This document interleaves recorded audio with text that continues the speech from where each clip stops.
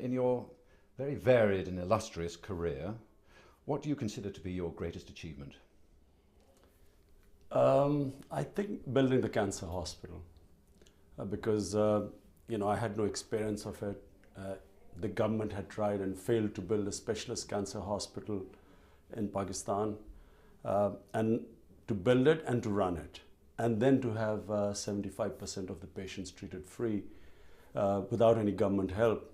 And it's been going for 15 years, and it's the biggest charitable institution in Pakistan.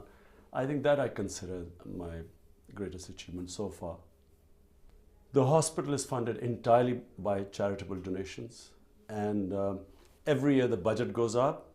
Every year I have more people donate more money.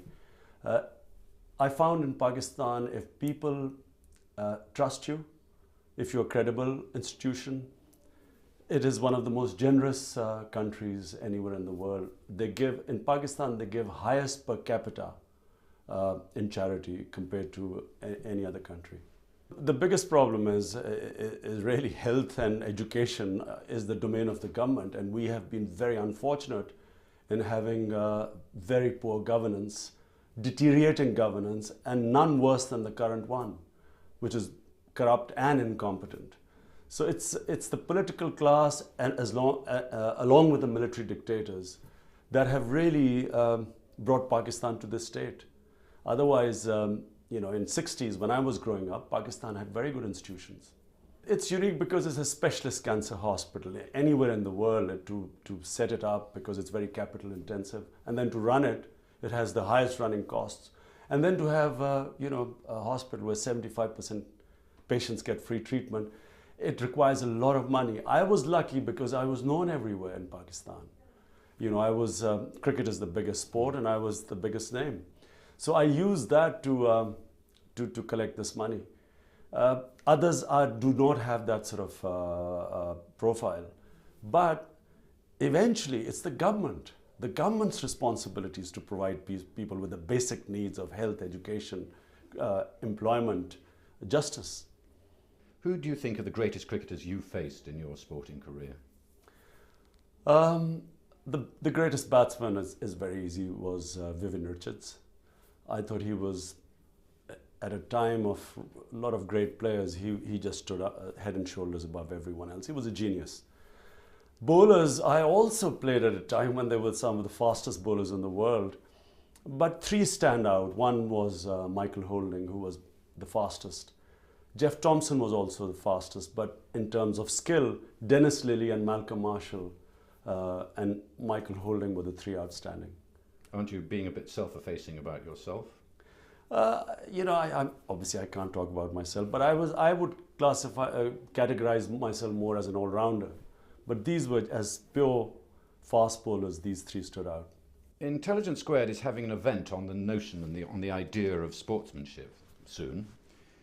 Is the idea of sportsmanship a colonial myth, do you think, or did it play an important role in your own cricketing career? I think people sort of seem to get sportsmanship wrong, in the sense that they think it's, brinksmanship, or where people are trying to get advantage their way in cutthroat competition. People sort of push the boundaries. But for me, the greatest lesson I learned from sport was this ability to never give up and keep fighting fighting to the last ball. I think if once you have that sort of attitude, whatever you do in life, and whatever I have done, sort of taken big challenges, politics is probably the biggest challenge. But this lesson you learn, that you only lose when you give up. And if you don't give up, no one can defeat you.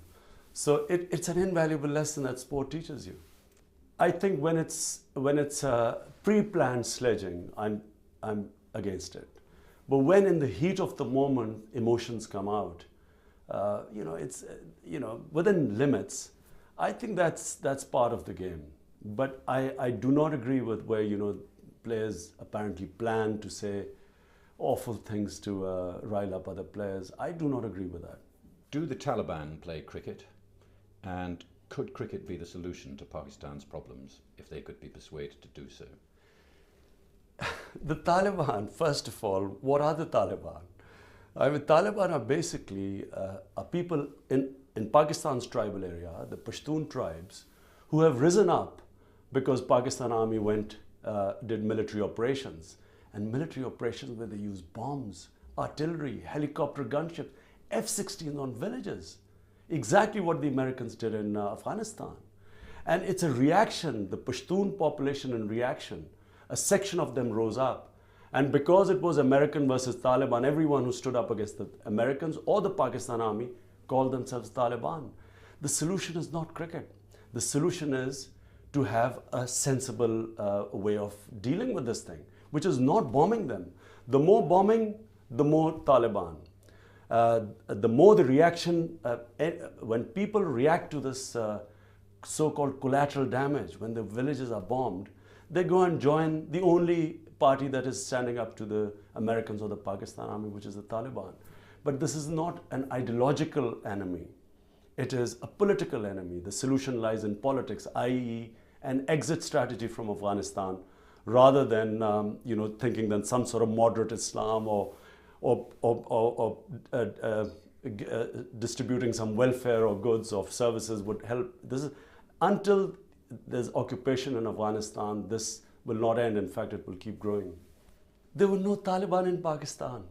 Until the Pakistan Army went in 2004, we had no militant Taliban in Pakistan. The military operations, 2 years of military operation, 2 years of drone attacks on villages, killing innocent people, because majority of people killed were being innocent.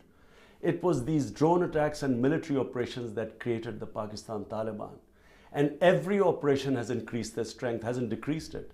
So today, when we had no Taliban, today we have 30 Taliban groups operating in Pakistan. There were 500 blasts in Pakistan. It's an insane policy. It's an immoral policy. The thing to do is to talk to the Taliban and remove the tribal people from the actual hardline ideologues, who are trying to impose some system, which is a small minority. Majority are our own tribal people who picked up the gun, and we push them towards the Taliban.